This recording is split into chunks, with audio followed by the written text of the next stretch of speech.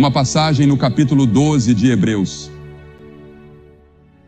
Estas palavras e esta expressão, ainda uma vez mais, significam a remoção de todas aquelas coisas que são abaladas, como coisas que foram feitas, para que as coisas que não podem ser abaladas permaneçam.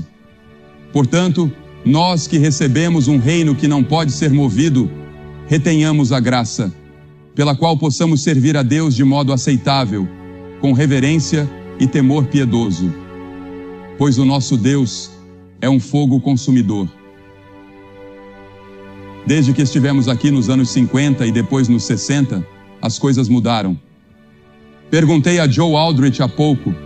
Eu disse, vocês ainda têm bondes aqui? Parece que vi um desde que cheguei. E ele respondeu, sim, acabaram de instalá-los. E pensei, bem, essa é a primeira cidade em muito tempo onde vejo bondes. A última que me lembro foi em Bucareste. Lá tinham bondes, e isso me levou de volta à minha infância, na minha cidade natal, Charlotte, na Carolina do Norte, onde também tínhamos bondes. Mas muitas coisas mudaram desde que estivemos aqui, e nós, que somos cidadãos mais velhos, podemos realmente ver essas mudanças em Portland. Coisas que vocês, mais jovens, consideram normais. Nós nascemos antes da televisão, antes dos alimentos congelados, antes dos antibióticos, antes das meias de nylon, antes da Xerox e dos cartões de crédito. Para nós, compartilhamento de tempo significava passar tempo juntos e não computadores. E software nem era uma palavra.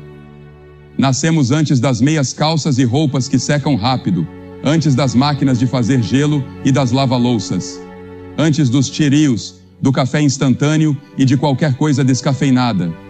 Leite e McDonald's eram desconhecidos, e não sei como sobrevivemos se tivéssemos que explicar CIA, VCR, UFO, ERA, NFL ou JFK. Teríamos dito que era sopa de letrinhas. Quando você pensa em como o mundo mudou e nos ajustes que tivemos que fazer, percebe que os idosos de hoje são um grupo muito resistente, porque passamos por tudo isso.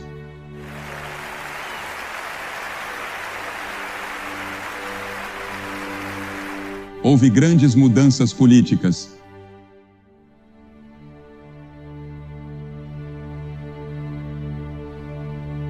Na Hungria, estivemos no Estádio do Povo há cerca de 3 ou 4 anos e tivemos a maior multidão da história do local para ouvir o Evangelho. 115 mil pessoas em um único culto.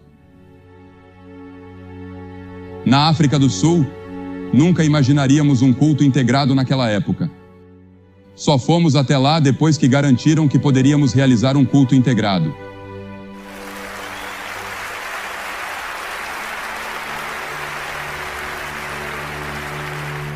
E podemos mostrar em filmes os jornais com manchetes dizendo: Billy Graham diz que o apartheid é pecado. Além disso, houve calamidades geofísicas e ecológicas gigantescas pelo mundo. Li a coluna Earth Week do último domingo no jornal The Oregonian, que fazia um diário de alguns dos acontecimentos no planeta na semana passada. Falava de tempestades tropicais como o pior furacão que atingiu o Havaí neste século. Também relatava os danos causados pelo furacão Andrew na Flórida. A casa de Norman Mitski, que está na nossa equipe, parecia ter sido arrancada por uma mão gigante que simplesmente levou tudo embora. Fomos para Homestead, no sul da Flórida, e meu filho, que está aqui esta noite, Franklin Graham, tem uma organização chamada Samaritan's Purse. Quando chegamos lá, eles já haviam colocado 10 trailers no local. Que devastação aquilo foi! Você não pode imaginar o que aconteceu no sul da Flórida. Algo que a televisão não consegue mostrar. Stephen Nelson, meu neto, passou todo o seu tempo lá trabalhando, distribuindo água, pão e outros itens. Ele viu no topo de um telhado uma frase que alguém havia escrito: "Tudo bem, Deus, você chamou nossa atenção. E agora?" O jornal continuava mencionando o tufão Sibyl, as tempestades tropicais Payne e Roslyn. Inundações de monções arrasaram vilarejos inteiros no norte da Índia e no Paquistão, matando milhares de pessoas. Houve terremotos no Zaire e na Nicarágua, além de tremores menores em várias outras partes do mundo. E tudo isso saiu apenas em um jornal. Além disso, há as mudanças ambientais, como a queda repentina nos níveis de ozônio protetor sobre a Antártida, mencionada na coluna, o que pode sinalizar danos graves. Eu poderia continuar falando sem parar, e isso foi apenas o que saiu no jornal da semana passada. Estamos vivendo em um mundo que muda constantemente e se torna cada vez mais perigoso. Esse é o ponto que quero destacar. Não está melhorando. Você tem um propósito em sua vida? Sua vida tem significado? Ou ela está se desmoronando, caindo aos pedaços? A grande questão de hoje é: qual é o significado? 50 anos atrás, quando comecei a pregar, a questão filosófica era: o que é a verdade? Hoje a pergunta é: qual é o ponto? A Bíblia diz: enganoso é o coração, mais do que todas as coisas, e desesperadamente corrupto. Quem o conhecerá? Seu coração. Meu coração é enganoso e desesperadamente corrupto. Quem o conhecerá? Quem acreditaria que depois de uma tempestade como o furacão Andrew atingir Miami e o sul da Flórida, haveria saqueadores se aproveitando da situação? Li um artigo no Charlotte Observer na semana passada, dizendo que os casos de violência doméstica estão disparando no sul da Flórida após o furacão. Nós não conhecemos nossos próprios corações. Não sabemos o que acontecerá até que algo realmente aconteça. André Malraux, o grande filósofo da França, escreveu: o universo é indiferente. Quem o criou? Por que estamos aqui neste insignificante monte de lama, girando no espaço infinito? Ele disse: eu não tenho a menor ideia. E muitas pessoas têm essa mesma postura. Albert Camus, que foi o grande filósofo citado por todos há alguns anos, disse: o homem não pode viver sem significado. Você está tentando viver sem significado na sua vida? Agora, aqui estão algumas das coisas que os filósofos dizem que as pessoas pensam quando estão sozinhas. Quando você está sozinho, aqui está o que muitas pessoas que estão aqui esta noite pensam. Primeiro você pensa: bem, eu tenho que sofrer. Talvez agora ou em breve. Eu preciso lutar para sobreviver, para pagar as contas. Preciso lutar no meu casamento, com minha namorada ou meu namorado, porque parece que as coisas estão dando errado. Preciso lutar para tirar boas notas na escola. Estou à mercê do acaso. Sinto culpa o tempo todo, mas nem sei do que me sinto culpado. Quando estou sozinho, faço a pergunta: quem sou eu? Eu sei que vou morrer e tenho medo de morrer. Eu não quero morrer, mas sei que terei que morrer. Todas as pessoas nesta audiência daqui a 75 anos estarão mortas. Recentemente, um cientista fez a seguinte pergunta na televisão: quem criou a Terra? Por que ela está aqui? Qual é o seu futuro? Temos a resposta? Nós simplesmente não sabemos. Então ele disse algo interessante. Talvez todos nós tenhamos que revisitar os relatos bíblicos. E é exatamente isso que muitos ateus estão fazendo hoje. Eles estão revisitando os relatos bíblicos. A primeira vez que conheci o Sr. Yeltsin no Kremlin, conversei com ele, e ele me disse que havia sido ateu, mas disse: eu não sou mais ateu. Passei a acreditar que existe algo além desta vida, algo maior do que nós. E ele continuou: comecei a voltar para a igreja. Meus netos estão usando cruzes no pescoço, e isso me deixa feliz. Isso foi há alguns anos antes do golpe.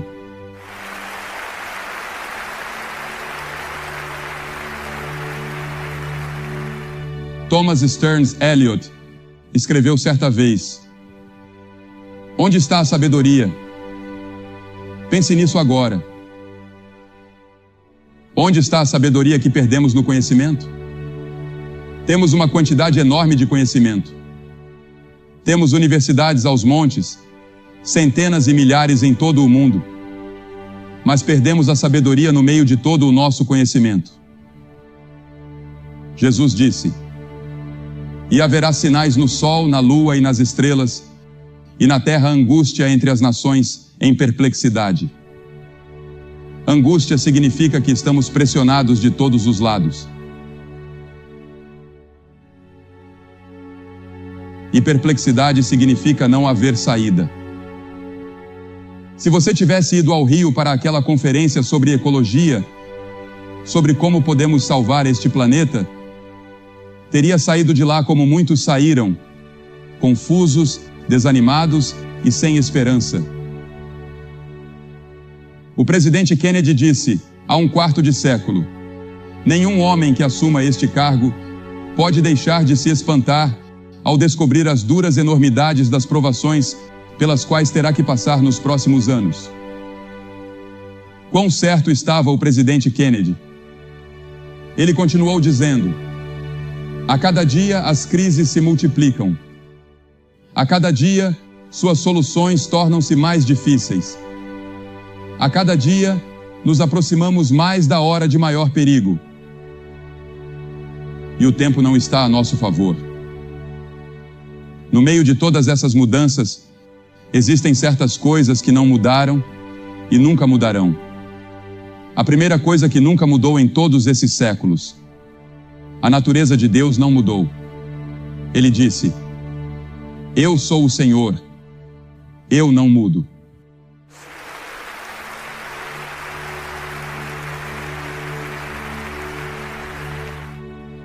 A Escritura também diz que nele não há variação nem sombra de mudança. Isso significa nem sequer o piscar de um olho.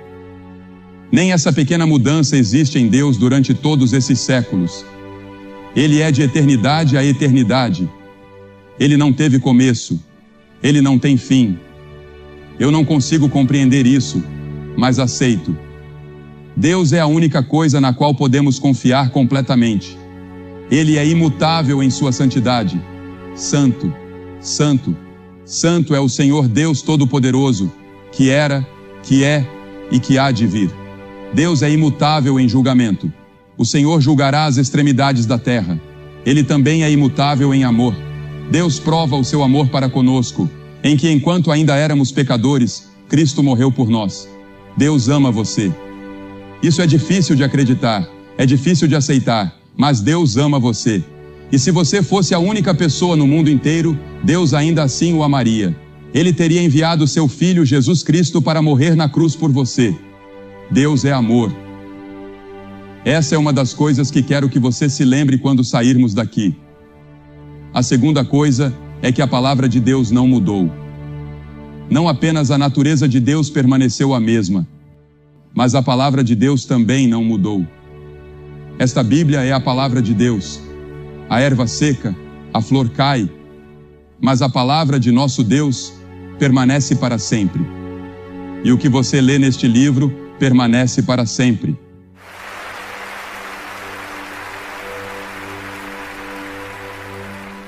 É algo extraordinário pegar este livro e saber que você está lendo algo inspirado por Deus. É a mensagem dele para a raça humana. Ele nos diz de onde viemos. Ele nos diz para onde estamos indo. Ele nos diz como viver a cada dia. A terceira coisa que não mudou é a natureza humana. O profeta Jeremias disse, como mencionei há pouco, o coração é enganoso acima de todas as coisas e desesperadamente corrupto. Quem o conhecerá? Todos pecaram e carecem da glória de Deus. Você é um pecador, eu sou um pecador. Pecado significa que quebramos as leis de Deus. Quebramos os 10 mandamentos. Se você quebrou um mandamento uma única vez, você é culpado de todos. Já contou uma mentira? Já teve desejos impuros no coração? Então você é culpado. Somos culpados diante de Deus. E porque somos culpados, estamos sob a sentença de morte. Morte nesta vida e morte na vida por vir. A maneira de salvação não mudou em todos esses séculos. O caminho para a salvação continua o mesmo. E não há salvação em nenhum outro, pois não há outro nome debaixo do céu, dado entre os homens, pelo qual devamos ser salvos. João 14, 6 diz: Eu sou o caminho, a verdade e a vida. Ninguém vem ao Pai, senão por mim. Na última geração, o único caminho para Deus era através de Cristo. Nesta geração, o único caminho para Deus será através de Cristo. O único na história sobre quem está escrito: quem crê no Filho tem a vida eterna. Mas quem não crê no Filho não verá a vida, mas a ira de Deus permanece sobre ele. Pense nisso. A ira de Deus permanece sobre você agora, e a única maneira de essa ira ser afastada é pela cruz. Quando Jesus Cristo levou os seus pecados na cruz, Deus não podia mais ver os seus pecados, porque eles foram lançados nas profundezas do mar. E Deus não pode sequer lembrar dos seus pecados. Pense nisso. Deus não pode nem mesmo se lembrar. Ele tem a capacidade de desligar o gravador e apagá-lo. E Deus não se lembra dos seus pecados quando você vem a Cristo na cruz pela fé e arrependimento. Sim, Deus nunca mudará. A palavra de Deus nunca mudará. Mas você precisa mudar. Se você quer ir para o céu, ter uma nova vida aqui e encontrar propósito e significado na sua vida, você precisa mudar. A primeira coisa que você precisa fazer é se arrepender. Arrependei-vos, pois, e convertei-vos, para que os vossos pecados sejam apagados, diz a Escritura. A segunda coisa é crer, e essa palavra crer significa comprometer-se. É como o voto de casamento que fazemos. Não é apenas casar-se, é um compromisso para a vida toda. Minha esposa está aqui esta noite.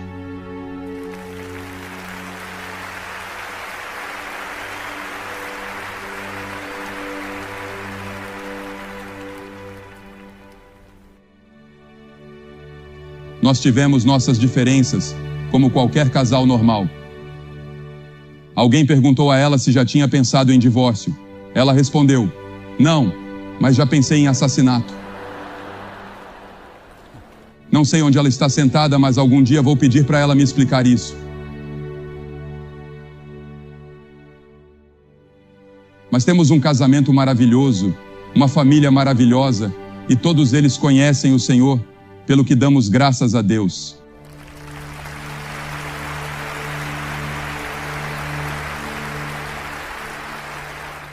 Agora quero perguntar a você: você conhece Cristo? Veja, Cristo morreu por você. E naquela cruz, Deus colocou sobre ele os pecados de todos nós. Nós merecíamos o inferno. Nós merecíamos o julgamento. Nós merecíamos pagar o preço pelos nossos pecados. Mas Jesus os levou voluntariamente na cruz. E naquela cruz, ele tinha a capacidade, porque ele era o Deus homem, de ver você sentado aqui esta noite. Ele olhou para frente através de milhares de anos e pôde ver você. Ele o conhecia, sabia tudo sobre você e amava você. E ele está disposto a perdoar você, dar propósito e significado à sua vida e transformá-la. Sua vida precisa mudar. Mas a todos quantos o receberam, deu-lhes o poder de serem feitos filhos de Deus, aos que creem no seu nome. Você já veio a Cristo? Já houve um momento em que você o recebeu como seu Senhor e Salvador e disse: Senhor, com a sua ajuda quero segui-lo. Vou ler a Bíblia, vou orar e vou ser tão fiel a você quanto puder. E eu não consigo viver a vida cristã sozinho. Sou um fracasso. Billy Graham não consegue viver a vida cristã. Eu tentei, mas não consigo. Mas com a ajuda da Palavra de Deus e do Espírito Santo, eu posso viver a vida cristã, porque Ele a vive através de mim. Ele produz o fruto do Espírito, que é amor, alegria, paz. Todas essas coisas são produzidas sobrenaturalmente em você pelo Espírito Santo quando você recebe Cristo. Algumas pessoas dizem: estou tentando me segurar. Você não precisa se segurar. Ele segura você. Apenas se entregue e deixe-o entrar no seu coração.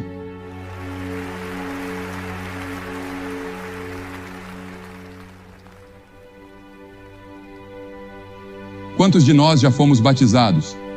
Vamos à igreja de vez em quando, talvez todos os domingos. Mas no fundo do seu coração, há uma dúvida se você realmente conhece Cristo. Você não tem certeza de que se morresse neste momento iria para o céu? Você quer ter certeza? Você quer saber que os seus pecados estão perdoados e encontrar o propósito e o significado que Deus pode dar a você? Está disposto a mudar o rumo da sua vida? Isso é arrependimento.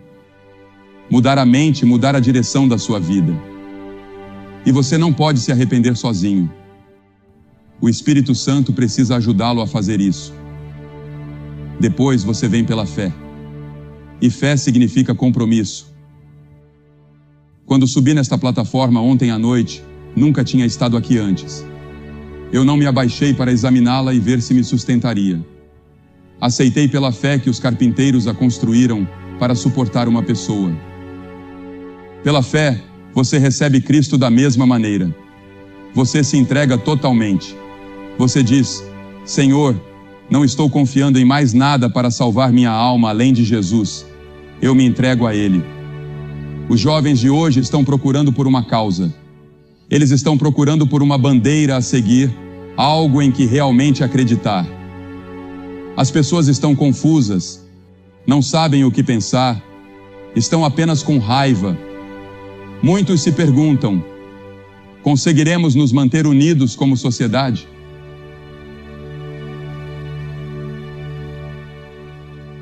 Venha a Cristo. Ele vai satisfazer todos esses anseios e necessidades e dar a você uma nova vida. Ele pode entrar na sua família. Ele pode entrar naquele escritório onde você tem enfrentado problemas. Ele pode entrar na sua sala de aula. Ele pode entrar em todas as áreas da sua vida e fazer de você uma nova pessoa. Ele pode ajudá-lo a fazer as contas fecharem. Ele pode ajudá-lo a pagar suas dívidas. Ele pode ajudá-lo a encontrar um emprego. Ele pode dar a você total certeza de que seus pecados foram apagados e que Deus nunca mais o responsabilizará por eles. Eles estão perdoados e Ele o recebe de braços abertos. E Ele fará isso hoje à noite, se você permitir. E vou pedir que você faça algo que vimos centenas de pessoas fazerem ontem à noite. Vou pedir que você se levante do seu lugar, venha até a frente desta plataforma e diga, ao vir: eu quero que Cristo entre no meu coração. Quero que Ele tome tudo de mim. Eu entrego minha vida a Ele e digo: Senhor Jesus, estou disposto a me arrepender dos meus pecados, a voltar-me para Ti pela fé e a colocar toda a minha confiança, toda a minha fé em Ti. Ele morreu na cruz e derramou o seu sangue por você. Certamente você pode se levantar e tomar uma posição por Ele aqui. Ele disse: se você não estiver disposto a me reconhecer publicamente diante dos homens, eu não o reconhecerei diante de meu Pai que está nos céus. É por isso que peço às pessoas que venham à frente. Todas as pessoas que Jesus chamou no Novo Testamento, Ele as chamou publicamente. Cada uma delas. Você pode olhar e ver, houve uma exceção. Nicodemos, que veio à noite, mas aqueles que se comprometeram com Cristo o fizeram publicamente. Vou pedir que você venha publicamente e o receba como seu Senhor, Salvador e Mestre. Venha agora, estamos esperando por você.